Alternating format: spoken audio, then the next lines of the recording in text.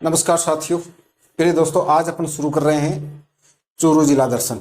आपको पता ही है कि हमने एक सीरीज शुरू की है जिसका नाम है राजस्थान जिला दर्शन, और उसका पहला पार्ट हमने झुंझुनू जिले के रूप में पढ़ा है और दूसरा जो पार्ट है अपना वो है चूरू जिला दर्शन। यानी आज अपन किस जिले का अध्ययन करेंगे? चूरू जिले का अध्ययन करेंगे। हालांकि पूरा चूरू जिला जो है वो नहीं पढ़ पाएंगे आज, इसके दो पार्ट होंगे। चूरू जिला दर्शन या चूरू जिले की जो है दो पार्ट होंगे। ठीक, तो सबसे पहले अपन देखें इस जिले की स्थापना किस व्यक्ति ने की है। स्थापना से रिलेटिव अक्सर एग्जाम में क्वेश्चन देखने को मिलेगा आपको। तो स्थापना कब हुई है इसकी? 1920 ईस्वी में, सॉरी 1620 में, 1620 ईस्वी में इस जिले की स्थापना की है। किस व्यक्ति ने की है? तो नाम मिलता है हमें, एक नाम तो मिलता है चूहड़ा, एक तो मिलेगा चूहड़ा और दूसरा नाम मिलता है चूहरू। चूहरू जाट जाति से एक व्यक्ति है जिसने चूरू जिले की स्थापना कर दी। ठीक, उसके बाद सामान्य जानकारी। वैसे नाम से प्रतीत होता है कि चूहड़ा या चूहरू दोनों में से एक नाम आएगा जिसने क्या किया? चूरू जिले की स्थापना की है। सामान्य परिचय क्या है? सामान्य परिचय या जानकारी कह दीजिए, सामान्य जानकारी। देखें, सबसे पहले अपन बात करते हैं जिले का क्षेत्रफल क्या है। सामान्य जानकारी में हम सबसे पहले क्या लेते हैं? क्षेत्रफल लेते हैं। कितना है? तो है 18,530 वर्ग किलोमीटर। कितना है? 18,530 वर्ग किलोमीटर इस जिले का क्षेत्रफल है। उसके बाद अपन बात करते हैं इस जिले की जनसंख्या क्या है। ठीक, कुल जनसंख्या। इस जिले की कुल जनसंख्या क्या है? तो है 20,39,537 इस जिले की कुल जनसंख्या है। ठीक, याद रह जाएगा ये आंकड़ा जो है 2011 के अनुसार है। याद रहे, 2011 के अनुसार ही है। हाँ, 2011 के अनुसार ही है। और वैसे हर 10 वर्ष से जो है जनगणना होनी चाहिए, मगर कोविड काल की वजह से जो है नए आंकड़े हमारे पास जो है नए आए हैं। आपको अगर इससे रिलेटिव एग्जाम में क्वेश्चन मिलता है जनसंख्या से रिलेटिव, तो 2011 के जो आंकड़े हैं वो आप याद कर लीजिए। हाँ, निसंदेह इसे याद कीजिए, और आंकड़े आपकी याददाश्त के अनुसार या आप जो याद करते हैं उसके अनुसार जो आंकड़े आते हैं उनको आप टिक कीजिए। निसंदेह आपका जो क्वेश्चन है वह सही होगा।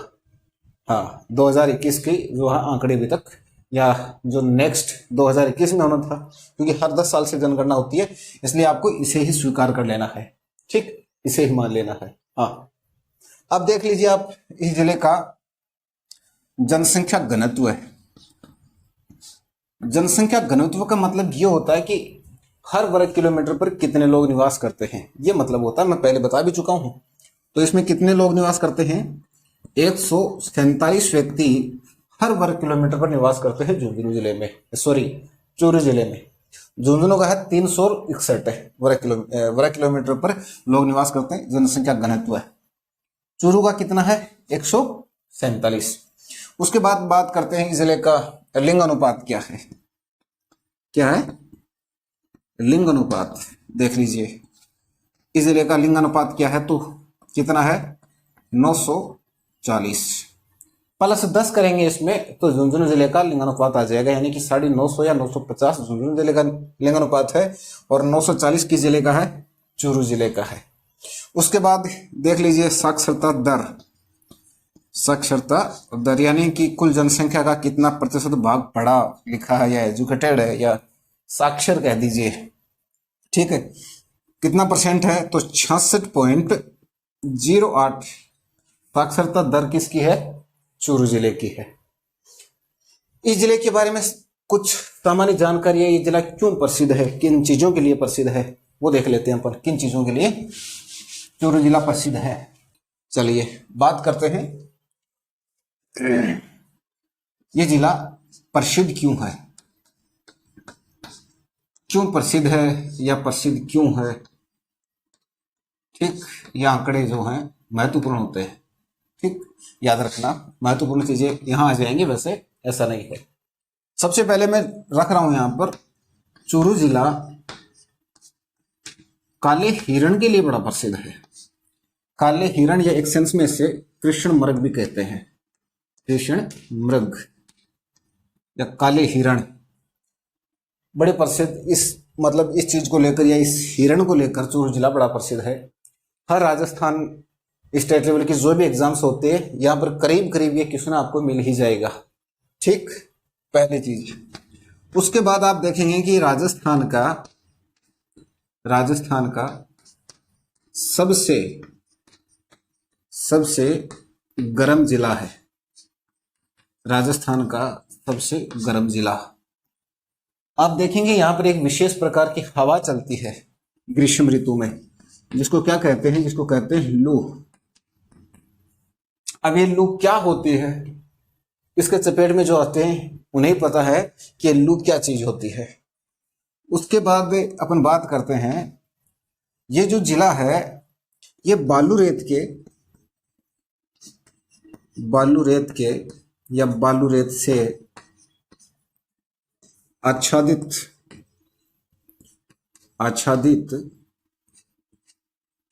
टिल्लों के लिए बड़ा प्रसिद्ध है।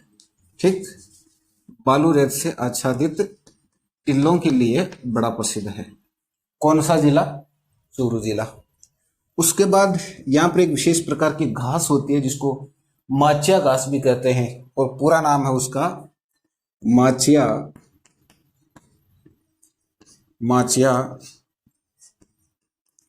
साइप्रस रोटंडस। ये पूरा नाम है उस घास का, रोटंडस। ये विशेष प्रकार की नरम घास पाई जाती है चूरू जिले में वर्षा ऋतु में। कब पाई जाती है ये? विशेषकर कब पाई जाती है? वर्षा ऋतु में। याद रहे, सीधा सीधा क्वेश्चन पूछा गया है यहां से कि माचिया घास किस जिले में पाई जाती है, किसी ऋतु में जो है चूरू जिले में पाई जाती है। तो किस जिले में पाई जाती है? माचिया साइप्रस रोटंडस चूरू जिले में पाई जाती है। किस ऋतु में पाई जाती है? तो वर्षा ऋतु में ये विशेषकर पाई जाती है। ठीक, इसी के साथ ये जो जिला है और भी इसकी विशेषताएं हैं। ये राजस्थान का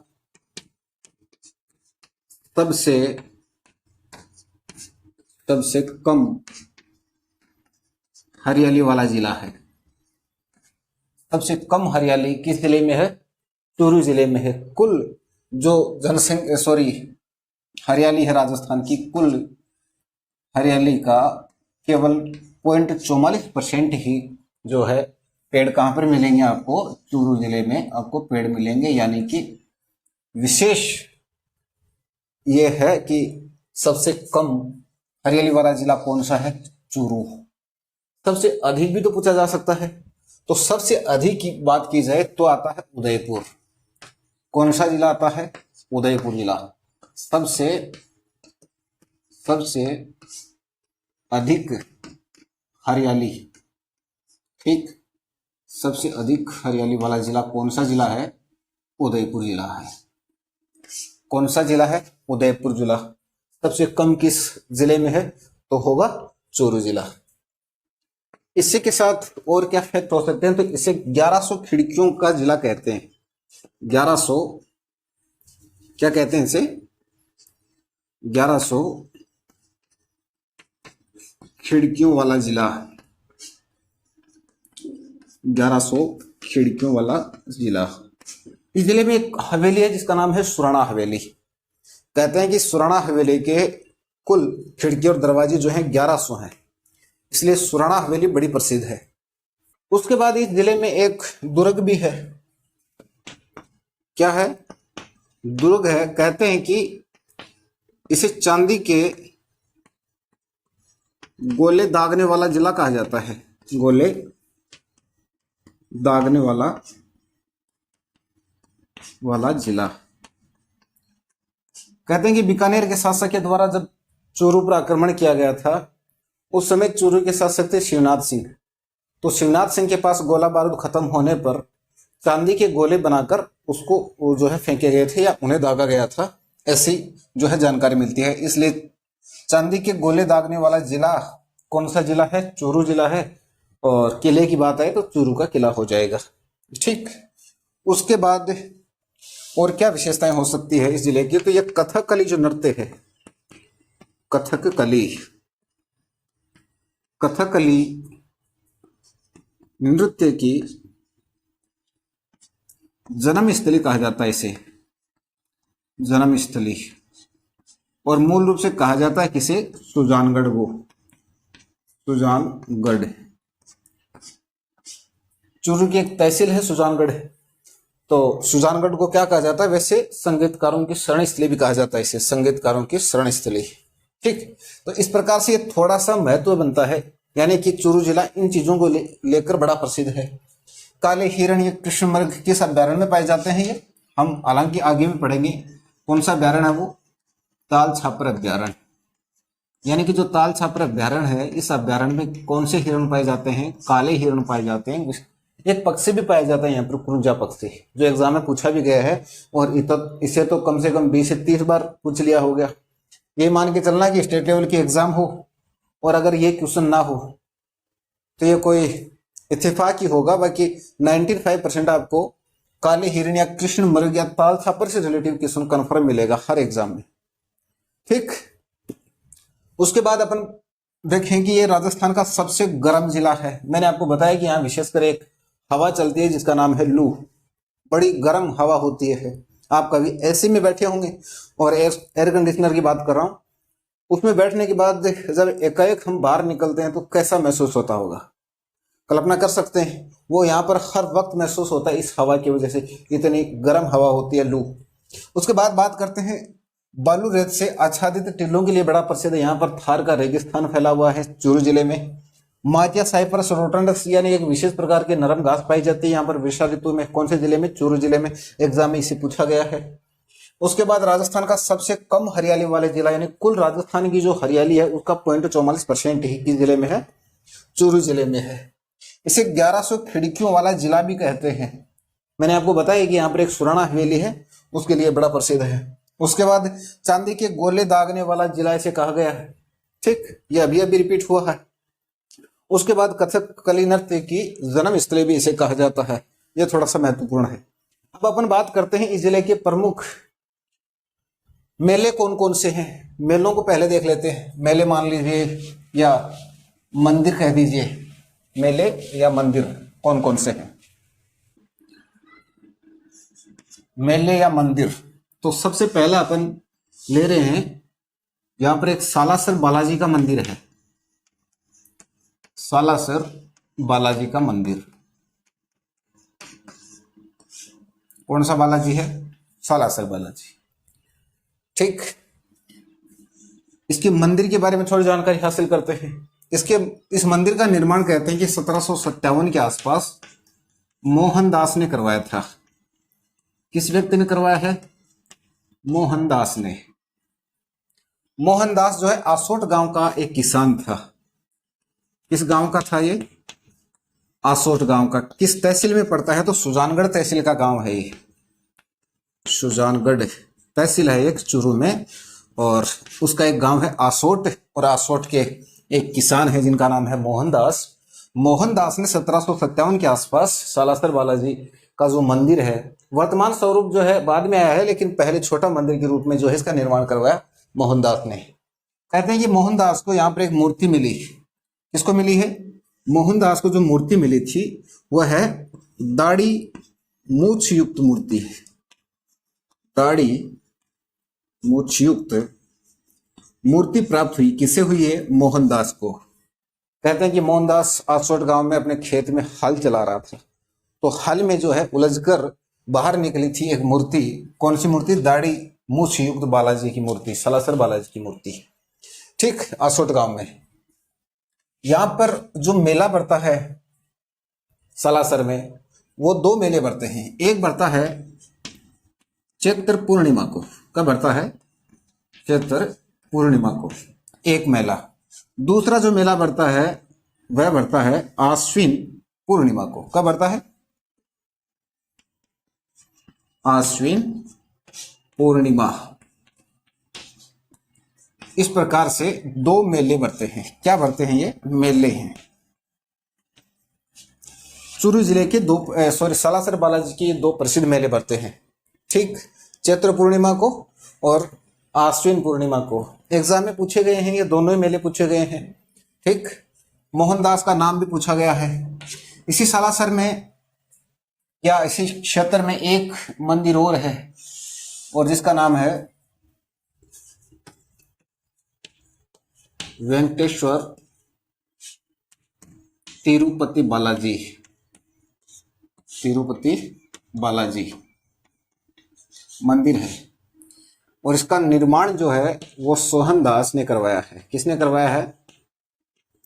सोहनदास ने इसका निर्माण करवाया है, ठीक। ये थोड़ी सी इसकी जानकारी है। द्रविड़ शैली में इस मंदिर का निर्माण हुआ है। किस शैली में हुआ है? द्रविड़ शैली में। द्रविड़ शैली में वेंकटेश्वर तिरुपति बालाजी का निर्माण करवाया गया सालासर में। इसका उद्घाटन जो है डॉक्टर भैरव सिंह शेखावत तत्कालीन मुख्यमंत्री के द्वारा करवाया गया है। ऐसा नहीं है, ठीक। लेवल है बालाजी के मंदिर का थोड़ा, इसका समझ में आया। अब अपन बात करते हैं, चूरू में एक बड़ा प्रसिद्ध मेला और भरता है, आपको पता ही है। बड़ा प्रसिद्ध मेला है जिसको कहते हैं गोगा जी का मेला। गोगा मेडी। गोगा मेडी यानी गोगा जी के जो थान होते हैं, उनके जो मंदिर होते हैं, उन्हें अपन क्या कहते हैं? उन्हें कहते हैं गोगा मेडी, ठीक। उन्हें गोगा मेडी कहते हैं। अच्छा, ये गोगा मेडी है कहाँ पर? तो हमें जो नाम मिलता है उसका नाम है ददरेवा। कहाँ पर है ददरेवा? ददरेवा है चूरू में। चूरू जिले में इनका थान है। इनकी जो मेडी होती है या गोगा मेडी जो होती है उसे हम थान भी कहते हैं। क्या कहते हैं? थान कहते हैं। जब हम जैसलमेर को पढ़ेंगे तब रामदेव जी जो लोक देवता हैं, पीरों में उनका जो महत्वपूर्ण स्थान है ही, गोगा जी का भी है। तो उनके मंदिर को क्या कहते हैं? ये कमेंट में लिखें। इनके मंदिर को क्या कहते हैं? थान कहते हैं। एग्जाम में पूछा गया है। उनके मंदिर को क्या कहते हैं? ये भी एग्जाम में पूछा गया है, ठीक। जब हम जैसलमेर को पढ़ेंगे या अगले वीडियो में मैं उसे बताने का प्रयास करूंगा, ठीक। उसके बाद बात करते हैं इनका जन्म कब कहाँ हुआ है, कब और कहाँ हुआ। तो हम बात करते हैं विक्रम संवत की। विक्रम संवत की बात करें तो होगा 1003 विक्रम संवत। ईस्वी की बात करें, ठीक, ईस्वी मैं पहले लिख रहा हूं ईस्वी, तो होगा 943 ईस्वी, ठीक। तिथि क्या है या तिथि क्या है? तो होगा भाद्रपद, पथ नहीं पद, भाद्रपद कृष्ण पक्ष नवमी को इनका जन्म हुआ। कहाँ हुआ? ददरेवा चूरू में। और इसी दिन इनका जो है मेला भरता है। क्या भरता है इनका मेला? किस दिन भरता है? भाद्रपद कृष्ण पक्ष नवमी को, जिसे एक सेंस में हम गोगा नवमी भी कहते हैं। क्या कहते हैं इसे? गोगा नवमी भी कहते हैं, ठीक। ठीक इसी दिन हनुमानगढ़ नौहर में भी मेला भरता है। बताना चाहूंगा कि जो गोगा जी है या जहार पीर जिन्हें कहते हैं, सांपों का देवता जिन्हें कहते हैं, इनकी एक मेडी तो है चूरू ददरेवा में, और दूसरी जो है वह है हनुमानगढ़ नौहर में। कहां पर है? हनुमानगढ़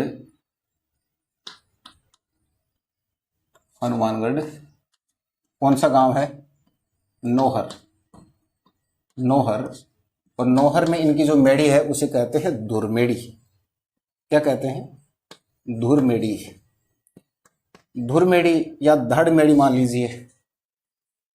दो जगह समाधि क्यों है, इस मामले में आगे बात करेंगे। इनका जन्म कब हुआ है? 1003 विक्रम संवत को।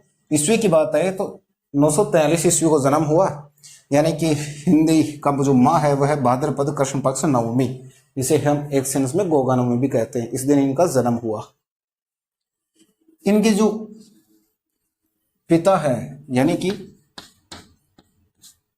पिता का नाम है जेवर सिंह। जेवर या जेवर सिंह, ठीक, जेवर या जेवर सिंह। इनकी माता का नाम क्या है? माता का नाम है बाछल, बाछल देवी कह दीजिए, बाछल कह दीजिए। इनकी एक बहन भी थी जिनका नाम था काछल, ठीक। इनके गुरु का नाम है गुरु, ठीक। गुरु कौन है? गोरखनाथ, गोरखनाथ इनके गुरु का नाम है। फिर इसके साथ ही पत्नी का नाम देख लीजिए। पत्नी का नाम है कोल्लूमंड की राजकुमारी थी एक। कहाँ की थी? कोल्लूमंड की राजकुमारी, कोल्लूमंड की राजकुमारी थी। नाम था केमल दे।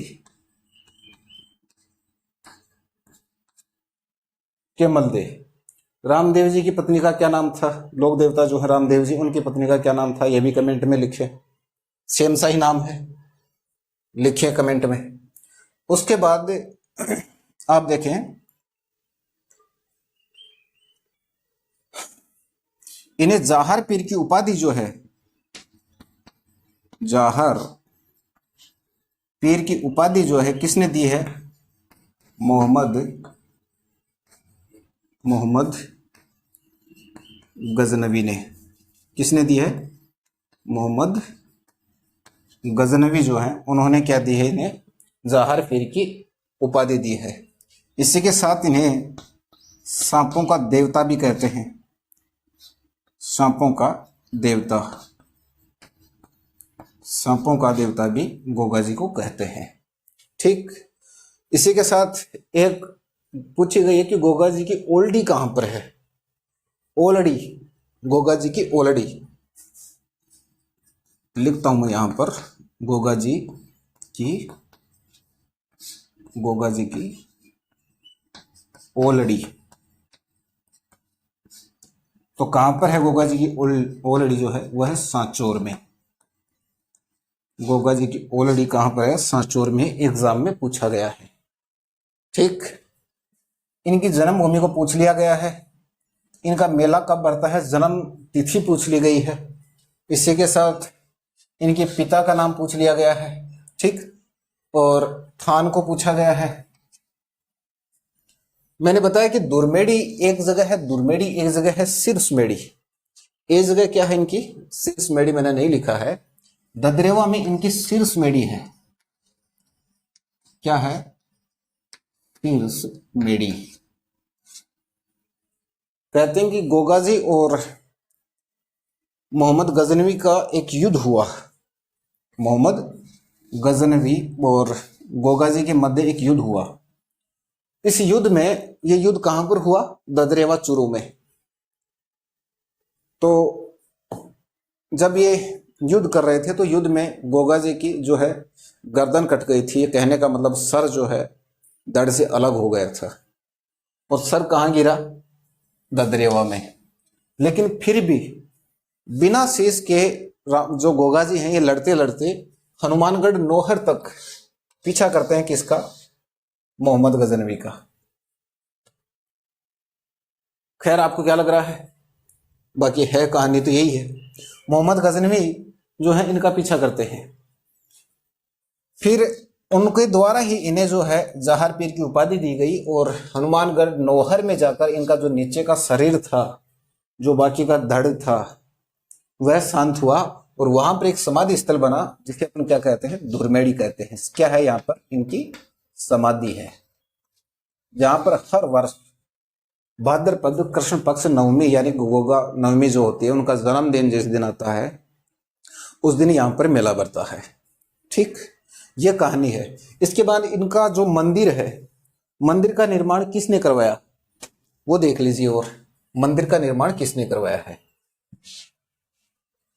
आपको शायद ताज्जुब होगा, इसका मंदिर का निर्माण वह कैसे करवा सकता है? मंदिर का निर्माण करवाता है फिरोज शाह है तुगलक। फिरोज शाह तुगलक के द्वारा गोगा मेड़ी के या जो गोगा जी का मंदिर है उसका निर्माण करवाया गया, लेकिन वर्तमान स्वरूप की बात आए, ठीक है, वर्तमान स्वरूप, मंदिर को वर्तमान स्वरूप जिसने दिया है उसका नाम है गंगा सिंह। उसका क्या नाम है? उसका नाम है गंगा सिंह। ठीक, सांपों के देवता के नाम से जानते हैं, जाहिर पीर के नाम से जानते हैं। ये पूरी की पूरी कहानी हमने जानी है गोगा जी के बारे में। रिपीट करता हूं एक बार के लिए मैं, गोगा जी का मेड़ी कहां पर है? ददरेवा। कहां, कौन सा जिला है? चूरू जिला। इनके मंदिर को, इनकी मेड़ी को थान भी कहते हैं, शीर्ष मेड़ी भी कहते हैं, जो ददरेवा में है उसे। ठीक, इनका जो जन्म है वह हुआ विक्रम संवत को देखा जाए, हिंदी के सन को देखा जाए तो 1003 विक्रम संवत में। अगर बात करें अंग्रेजी की तो 943 ईस्वी में इनका जन्म हुआ है। ठीक, तिथि की बात करें तो भाद्रपद कृष्ण पक्ष नवमी, जिस दिन गोगा नवमी होती है उस दिन मेला भी बढ़ता है और इसी दिन इनका जन्म हुआ है। ठीक, उसके बाद इनके मंदिर का निर्माण फिरोज शाह तुगलक, वर्तमान स्वरूप गंगा सिंह। इनके पिता का नाम जेवर सिंह, माता का नाम बाछल है, गुरु का नाम गोरखनाथ है। उसके बाद पत्नी का नाम है कोलमंड की राजकुमारी थी जिसका नाम था केमलदे। ठीक, उसके बाद जहार पीर सांपों का देवता, इस प्रकार से इन्हें जो है कहा ही जाता है। गोगा जी की ओल्डी, ये ओल्डी जो है कहां पर है? सांचौर में है। एग्जाम में फिर से रिपीट कर रहा हूं, पूछा गया है, 2 से 3 बार रिपीट हुआ है तो इसे थोड़ा ध्यान में रहे। हनुमानगढ़ में इनकी धुरमेड़ी है, नौहर में, और वहां पर भी जो है हर वर्ष भाद्रपद कृष्ण पक्ष नवमी को मेला बढ़ता है। इसी दिन लोहागरल का मेला भी बढ़ता है। आपको पता ही है कि पिछले वीडियो में हमने बात की थी लोहागरल के मेले के बारे में, जो झुंझुनू जिले में बढ़ता है, लोहागरल गांव में। ठीक, तो आगे की जो कहानी है अपन चूरू जिले की वो अगले वीडियो में पूरी करेंगे।